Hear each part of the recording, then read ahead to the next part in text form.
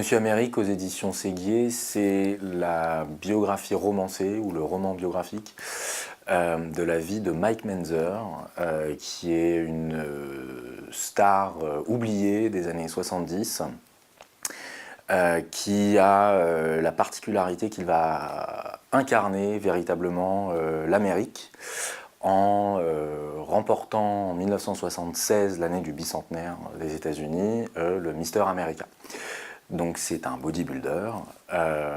mais au-delà de ça, c'est un aventurier de l'esprit, c'était un journaliste, écrivain, théoricien, philosophe, dont le destin est vraiment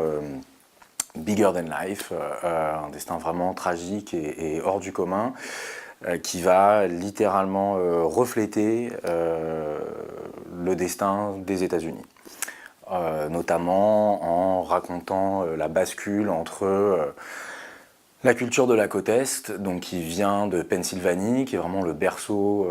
de l'Amérique, des pères fondateurs, de la Constitution, des grands idéaux, de la liberté, de la puissance de l'industrie américaine, etc. Cette bascule de la côte Est à la côte Ouest, qui est du coup une culture du spectacle, une culture du paraître, mais aussi l'avènement de la technologie, des pixels. Et donc en fait, son destin raconte un peu cette bascule de la modernité à la postmodernité.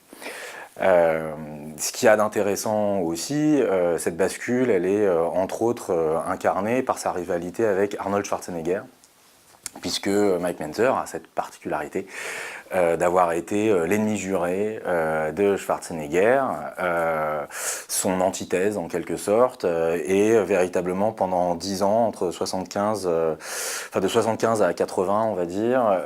il incarne une menace pour le règne annoncé de Schwarzenegger, dont on sait qu'il va devenir la plus grande star interplanétaire de tous les temps, littéralement. Personne n'a jamais atteint son degré de succès, notoriété et rentabilité, on va dire, jusqu'à devenir un homme politique parmi les plus influents du monde, puisqu'on sait tous qu'il deviendra gouverneur de la 5e ou 6e puissance mondiale quand il devient gouverneur de Californie. Et donc Schwarzenegger, en fait, sous la menace de Menzer, qui incarne un peu un nouvel âge, un nouvel idéal, sort de sa retraite en 80. Ça fait 5 ans qu'il a pris sa retraite par rapport au bodybuilding et qu'il se consacre au business et notamment à Hollywood. Sort de sa retraite pour remonter sur scène lors du plus grand concours de la discipline, qui est le Mister Olympia, et il sort de sa retraite dans le seul but à la fois de réasseoir sa domination, mais aussi, il le dit ouvertement, d'écraser Menzer, de le renvoyer dans les oubliettes de l'histoire, et donc ça a fonctionné, puisqu'aujourd'hui, à part quelques passionné, globalement plus personne ne se rappelle de lui. Alors que véritablement pendant 10 ans il est partout, on l'interviewe dans GQ, il passe à la télé sur les talk shows les plus populaires, et dans le monde entier, de San Francisco à Tokyo, en passant par Paris, Londres, Johannesburg, etc. Tout le monde l'admire, enfin,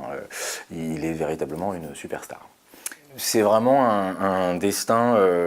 comme je disais tout à l'heure, assez bigger than life, quoi, qui a une dimension épique,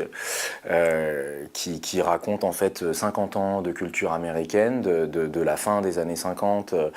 jusqu'à l'effondrement des tours du World Trade Center, en fait, l'attentat du World Trade Center, puisqu'il meurt tragiquement 3 mois avant l'effondrement des tours. Il meurt dans des conditions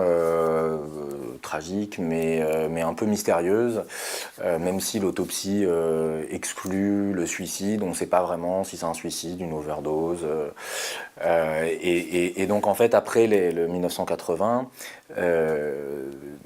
pendant 20 ans, il sombre petit à petit dans la folie, donc il y a quelques retours sur le devant de la scène, plus ou moins réussis, 2 ou 3, mais dans l'ensemble, c'est une lente descente dans la folie.